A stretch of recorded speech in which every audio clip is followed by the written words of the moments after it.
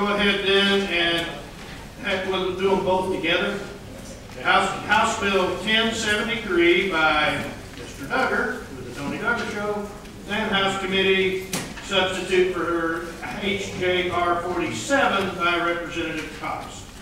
All right, thank you, Mr. Chairman. And as I know, we've heard this bill year after year, and you all have already heard this bill again this year. House Bill 1073, I'd just like to talk about a couple of differences that I had from the Senator's bill. One, I put the date in of 1949, which makes everyone 65 for over December. And the other thing that I changed is I make it available for absentee voting as well, which the Senator had excluded in his bill. So I would make photo ID basically required in everything. Okay. Questions for the sponsor? All right. Yes. Thank you. I noticed on page 4 here, you talk about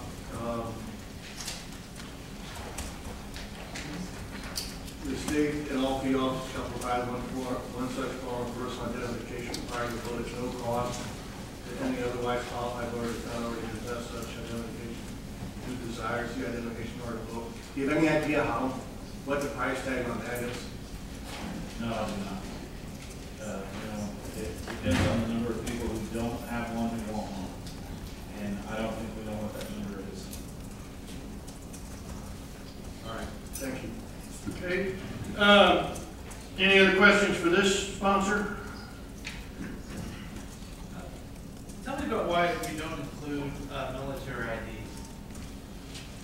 I actually did include two forms of active forms. One from the Missouri National Guard, the United States Armed Forces, or the Department of Veterans Affairs. Okay. So now the expired one you do not include, right? That's correct. It has to be an active one. What about like an expired driver's license? I did not include those. Everything Has to be active. Okay. What about a student ID? I do not include a student ID at all. Why not? I think that if you look at the way student IDs are obtained, I mean, you can easily get a student ID basically at any university. So I don't think that they meet enough of the qualifications I'm considered as. Which are what? As a means of photo ID. They just don't have enough information on them to me. I thought this bill was about having a photo on there, make sure that we're not trying, someone else isn't trying to vote for somebody else. Right, but it's a state issued photo. Wouldn't it be like the University of Missouri or national champion, UCM, wouldn't they be considered part of a state ID? Not. I mean, there may be a requirement where you need more information than just that, because you need an address and everything else, but Don't undermine definition of not considered because student ID as a valid form of photo ID to vote. Because I just think that they're not as reliable as what we can see with driver's license. okay. But you're not going to answer my question. Well, I mean, I don't know what else to do. I don't know if you had. I think you're judging the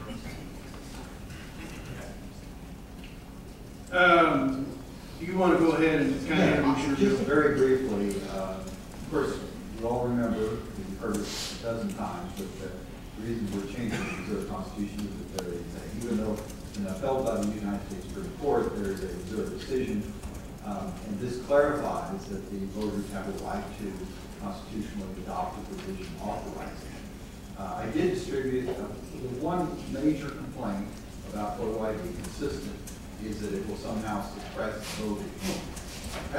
There's been lots of studies, lots of reviews, Texas, Indiana, there are professors of Indiana, where it shows that there is no suppression of voters.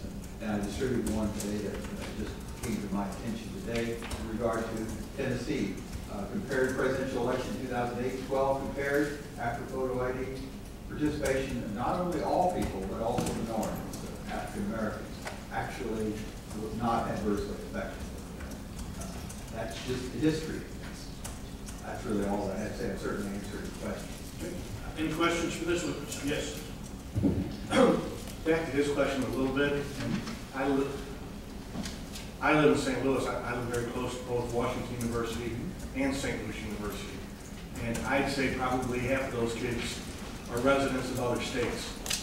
And we're going to preclude those kids from voting in a presidential primary or election because they have an out-of-state driver's license. Is that what this bill does? If they're not residents of the state, they can't vote in our election. Well, If they are residents, if so when you say they're residents, if they're residents of the state, then they have to go get a Missouri state driver's license? Is that what well, you're if saying? you establish residence within 30 days, you have to get a driver's license. Okay. Correct. Thank you. Okay, any other questions for either? Yes. Yeah, thank you, Mr. Chairman.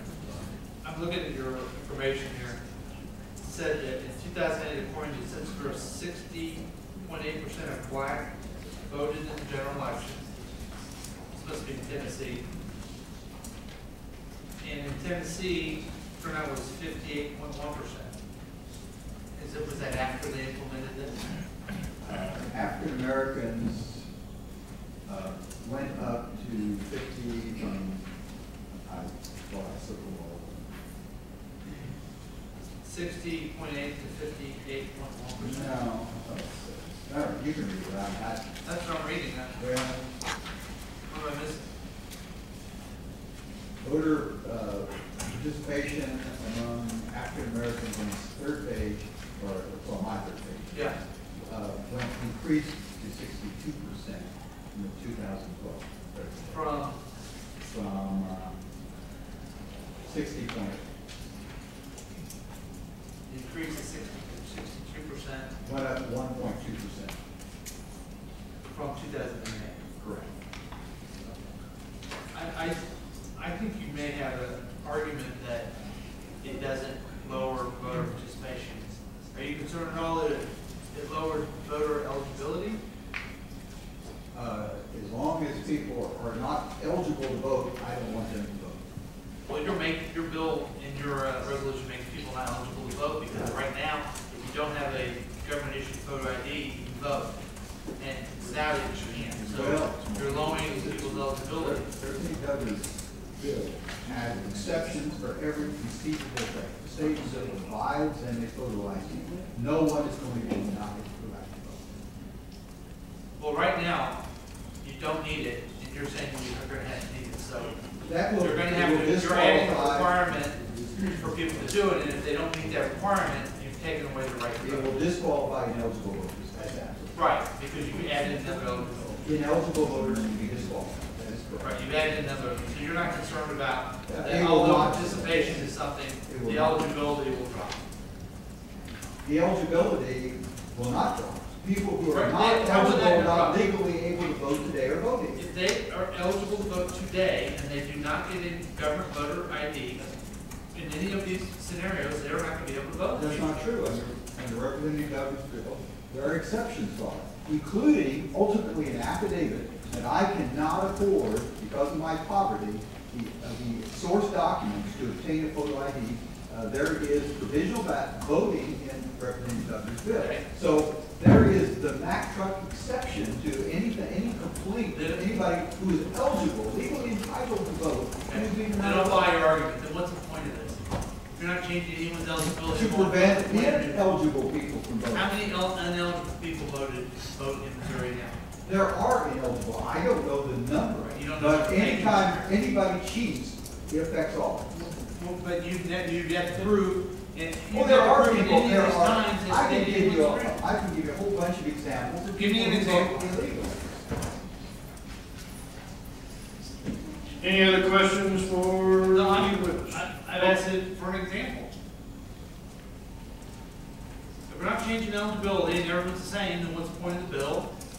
Every state who studies, a really, really good study comes from the state of Colorado. where there were literally hundreds of people who were illegal aliens who cast votes in, I believe it was the 2010 election. It happens anytime anybody studies it. It is discovered. Now, can I identify Joe Smo who cheated? No, because Joe Smo wasn't prosecuted. When you say But that- there is constant cases, example after example, of fraudulent. You keep saying devil temper drum private. When you state You this mean a in person's the state, name? when you state in the state of Missouri, but you have a state in Colorado, and the state of Missouri, as you stated this, where are we at? Are you saying a particular person's Hold on, name? I'm giving you an example, percentage, something. A percentage. There are literally, in every study, in every state, it's never been made, it has been established that there are fraudulent votes counted. Now, the fact that I don't know, they don't openly admit it generally. They have to be prosecuted. We have a history of Missouri prosecution of election fraud. Most of that election fraud has to do with registration fraud, which is only one possible reason. Why would you cheat in registration? To vote illegally. That's got to be the answer. So And for your us bill to tells stick that our head wrong. in the sand and say people are not cheating is foolish. That your bill deals with registration fraud? It deals with fraud. Ultimately, if you stop people from voting on election day, all of the fraud they might have committed before they got there doesn't count because they don't get to cast a vote. So it brings integrity to election. There are clear documented cases of all sorts of fraud in our own state. Thank you, Mr. Chairman. Any other questions for either witness? All right, anyone to testify in favor of HB 1073 or House Committee Substitute HJR 47?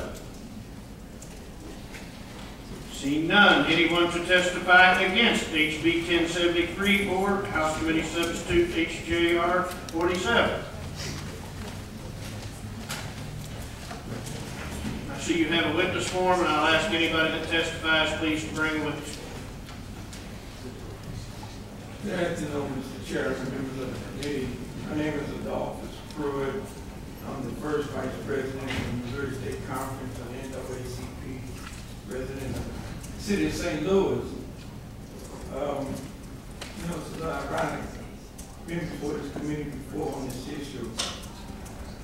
I guess it was back in 1870 was the first year that African Americans had the right to vote in the state of Missouri. I am somewhat dismayed to hear 144 years later that we are tinkering with the Constitution in a way that would impact us in a disparate way more than anybody else. I know the gentleman cited a number of studies of whether we would be, African Americans would be suppressed or not, and things of that nature. And I can assure you that as we on the NAACP, we've come up with just as many studies that would say just the opposite. But as a neutralizer in all of the debate, I would like to probably cite the October 4th, 2012 study by the U.S. Government Accountability Office, which I think we all would agree is fairly impartial and is a very good body for looking at empirical data and ascertaining one thing or another as a fact or not. And they were asked specifically to look for instances of voter fraud, voter impersonation, things of that nature, because the primary argument for photo ID was the fact that all of this widespread fraud and voter impersonation, all that was taking place. And they basically came back and said that they could not find anything of any substantial matter whatsoever to put into the report. As a matter of fact, there was so lack of data to support that argument that they removed that from the entire report and focused solely on the differences between photo ID laws from state to state, because it just didn't exist. It didn't exist. And I would think today that this committee and this body in the state would demand that there is some impartial entity to look at the issue of voter fraud and demonstrate one way or the other whether it exists or not, and exists or not to a point where we would tinker with the Constitution, especially as it relates to the impact it would have on the race of people that I represent more than anything else. It's a lot ironic that I could go to war, you would give me the right to even register to run for office without personally being there. But if my family was back here and helping to show up without ID, they couldn't vote. You know, one of the other things they talked about, and the most ironic thing about this, they talk about these safeguards. And one of the safeguards they have is that if you don't have ID, don't worry, sign this affidavit, show up at your election board, and they can match your signature with the signature they have on record that you got that vote would count. Well, I don't know where the sponsor votes, but the election board of the city of St. Louis, when you go to polling places and vote, they have a book there. That book has the signature that you sign when you register. And when you sign and get that ballot, they are comparing those signatures. So the same people that are comparing them at the poll, who said, okay, you can go ahead and vote, will be the same person who will compare them under these, I guess, these stopgap circumstances that could arise when they talk about the affidavit and stuff. Mr. Chairman, we've been down this road before for a very long time. You know, the one, I use the term disparate impact, and I want to use that term particularly for one reason, because it says that disparate impact says that the impact could be intentional or unintentional. I'm not here to judge the heart of the mind of the sponsor, so I use the word disparate impact because at the end of the day, whether it's an intention to suppress minority voters or women voters, or whether it's unintentional, the consequences are the same. And I just don't think we should target with the Constitution at this point in time. We haven't done this since 1870, and I don't know any reason why we should do it in 2014. And I appreciate your time to listen to what I have to say. Any questions for this witness? Yes. Sir, how would you tend to catch somebody that's doing voter fraud if they don't have an ID? They show up to vote, how do you catch them?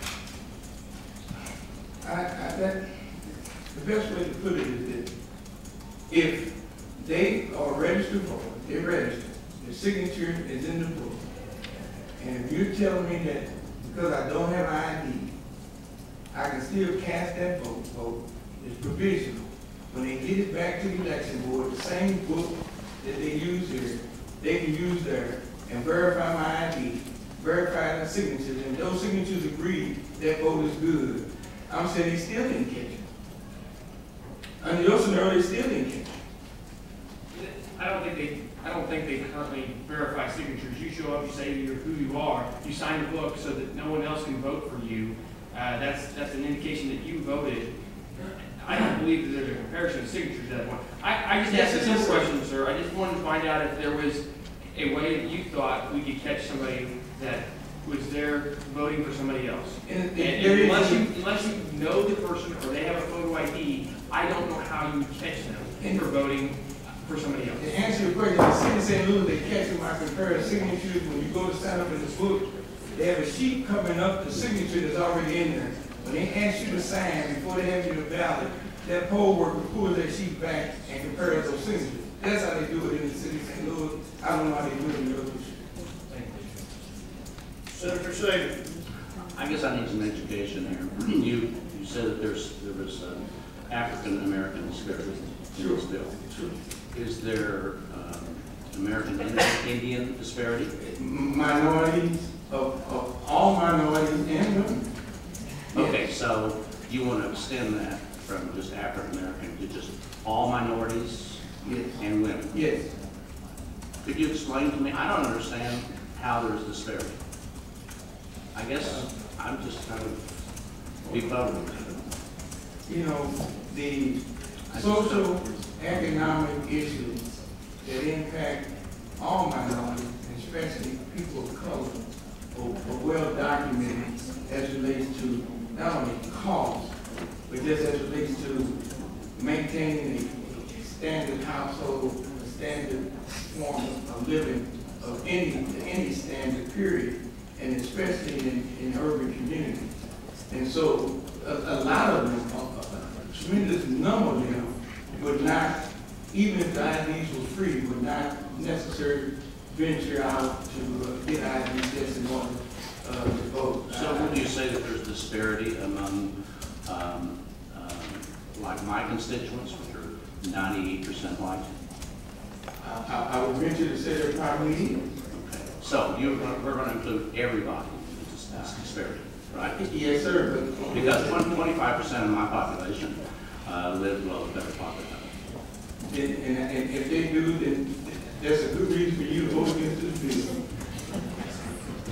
I'm quite sure they will agree Okay, with well, us. I've kind of expanded this a little bit, haven't we? Well, I'm just saying, I hope you will vote in favor of those 25% of folks who this bill would probably have an adverse impact. Okay. Thank you, Mr. Chairman.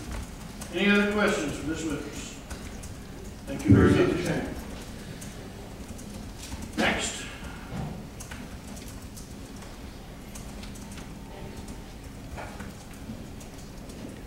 Mr. Chairman, Mr. Committee, John Scott from the Secretary of State's office, testifying against both the HJR and the House bill. Nothing about our positions changed from whenever the Senate versions of these bills were heard. Nothing's changed from last year. The office is going to oppose any legislation that potentially disenfranchises voters. We believe that the approach of this bill, there's a lot of talk about we've got these exemptions and we've got this affidavit. We're going to let these folks vote provisional ballot. I don't think the approach taken by this bill does enough to protect those folks who are going to be voting provisional ballot and sign that affidavit. And so for that reason, if we're going to oppose this bill, it's important to remember that it's not just photo ID legislation. I think it's helpful to sit back and really take a comprehensive look at what we're doing. We're talking about weakening our state's constitution after the Supreme Court has spoken on this issue. Weakening our state's constitution so that we can pass potentially the most, no, not even potentially, the most far-reaching, the most restrictive photo ID legislation in the country. I don't think that's a good approach, and I don't think the way that this bill would protect voters from being disenfranchised does enough to protect those voters. Not much more I can say. It's not tough to imagine a scenario. Maybe you've got to, well, I'll take a question. Okay, any questions from this witness? Yes. So you're saying that this is going to disenfranchise voters? Yes. Okay, so if that's the case, other states that have passed voter ID have seen a dramatic decrease in people voting in the election. Would you say that's the case? Would you say that's the case? If you would say that this disenfranchised voters, that means less people would vote the next election. When I talk about disenfranchisement, I talk about, I guess what I'm alluding to. If there's less people voting, because with disenfranchising them, the way voter turnout would go down. Well, voter turnout is affected by more things than just one piece of law, but what this bill would do is put what the Supreme Court has called an undue burden on a person's right to vote. So we're providing them free ID, we're providing them a free ID, how's that an undue burden? If they don't have an ID now, we would give them a free ID, how's that an undue burden? How is it an undue burden to give them a free ID? Well, Senator, with all due respect, you're not addressing the issue of the underlying documents. I don't see anything in the legislation to say, hey, we'll pay for underlying documents as well. I don't see anything in the legislation. I mean, I see brackets around the piece that talks about the mobile processing unit that would go around the state that I think the Department of Revenue has already purchased that may be collecting dust someplace that we were going to have go around the state and help people get photo IDs if they didn't have one, or get the ID that this legislation calls for. I don't see anything in there. I will say that, I've got a study right in front of me, talks about Georgia, record turnout after initiating voter ID. And in this, it also talks about how many actual people getting free IDs. They're a really low number, percentage-wise even lower. So, I mean, I don't think, I understand where you're coming from, but I think the information of those states that have passed it and the courts that have upheld it have proven that there's not disenfranchising of voters, that there are a high record number of voter turnout in minority populations as well, large record number of turnout. I mean, you got the one from Tennessee that Representative Cox distributed. I've got one right here from Georgia that talks about those two things. You know, I appreciate you coming, but I think the facts are saying the opposite of what you want to say. Thank you, Sheriff. Yes, sir. Real quickly, after listening to that, how would you respond that voter ID enhances voter turnout? I'm just curious. I guess I'm a little speechless. To say that you're not going to disenfranchise voters by saying the materials that you use, the identification you can use today, you can't use tomorrow, it's pretty far-fetched. I'm not persuaded by numbers in other states. You know, I think all of those numbers prove that the population is growing. And it doesn't persuade me that this isn't an undue burden on those folks. Thank you. Yes, sir. What is the percentage of eligible voters that vote? Percentage of eligible voters, I think we're 60 in the 60s. Okay. So eligible voters, only 60% of people who actually are able to vote. So contrary to what's been talked about, people who vote are different from people who are eligible to vote. Is that right? Sorry, say that one more time. People who actually vote are different than people who are actually eligible to vote, right? Is that what's been posited by people that they're opposed to? Well, I think these studies are, the voter turnout went up, but that, we're talking about eligibility to vote. I think we have a problem that more people don't vote. And there may be, you know, Georgia may have disenfranchised, you know, 5% of people, but then it was a presidential election and more people voted that time, 10% more, or whatever it may be. But it still reduces the people's ability to vote. And that's what we need to protect, their eligibility to vote, whether they vote or not. It's their constitutional right to vote. I would recommend more people vote.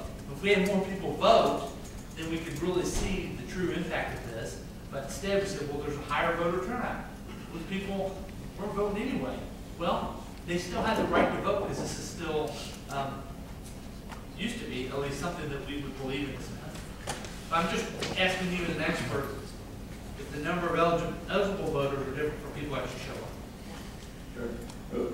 I guess what I want to just touch on again is that if you took a study into the Supreme Court and said, this legislation is no longer unconstitutional because in the states that have passed it, turnout hasn't gone down, I think you probably would be laughed out of court because they talk about the burden, they talk about the fact this is a fundamental right.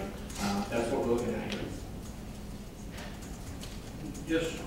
I will say one thing, that I have talked to many people in my district about, why aren't you voting?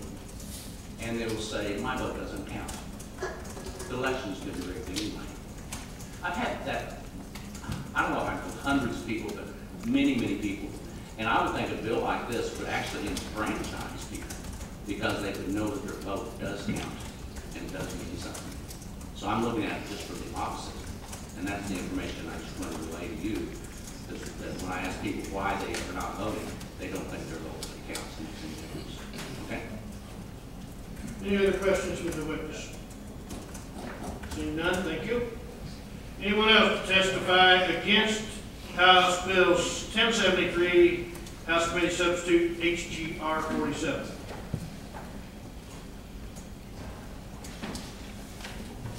Good afternoon, Mr. Chairman and members of the committee. My name is Denise Lieberman. I'm the senior attorney with Advancement Project, a national voting rights organization. And in that capacity, I coordinate the Missouri Voter Protection Coalition, a nonpartisan coalition of about 24 organizations that stand opposed to the voter ID proposals before you today. I've already testified before this committee on their similar proposals that were raised here on the Senate side, and I'll try not to repeat myself. I just want to make a few comments with respect to some of the questions that have been raised thus far.